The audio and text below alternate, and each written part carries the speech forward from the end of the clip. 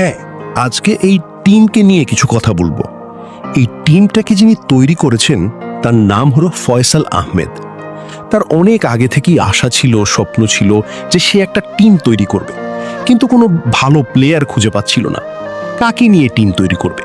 যদি একজন টিমে আসে তাহলে পরদিন চলে যায়, আবার কেউ 2 দিন পরে চলে যায়। কেউ আর স্থায়ীভাবে থাকতে চায় না।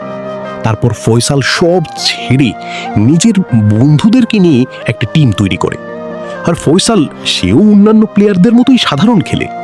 তারপর সে তার বন্ধুদেরকে বুঝিয়ে টুর্নামেন্ট খেলতে বলে, কিন্তু সবাই ভয় পেত, কারণ তারা সবাই নতুন, আগে কেউ টুর্নামেন্ট খেলেনি বা বড় কোনো টুর্নামেন্ট খেলেনি। কিভাবে কি করতে হবে, কোথায় ল্যান্ড করতে হবে, কোথায় কেমন খেলতে হবে, কেউ কিছুই জানতো না।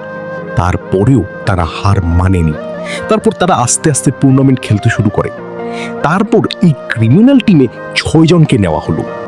লিডার ফয়সাল, ফার্স্ট রাশার সজীব, দ্বিতীয় রাশার ইসমাইল, সাপোর্টার সাফিন, চতুর্থ জন মোদারক, পঞ্চম জন ফাহিম। উল্লেখ্য, এই টিমে কোনো স্নাইপার প্লেয়ার নেই, তাই সবাই মিলেমিশে খেলে। এরপর একটা হজনকে নিয়ে তারা একটি টিম তৈরি করে এবং এই টিমের নাম দিয়েছিল ফয়সাল। সেই নামটি হলো criminal to sports, criminal sports. তো বন্ধুরা, সকলের কাছে দোয়া রইল যেন এই ক্রিমিনাল টিম সামনে আরো ভালো কিছু করতে পারে। সকলে ভালো থাকবে।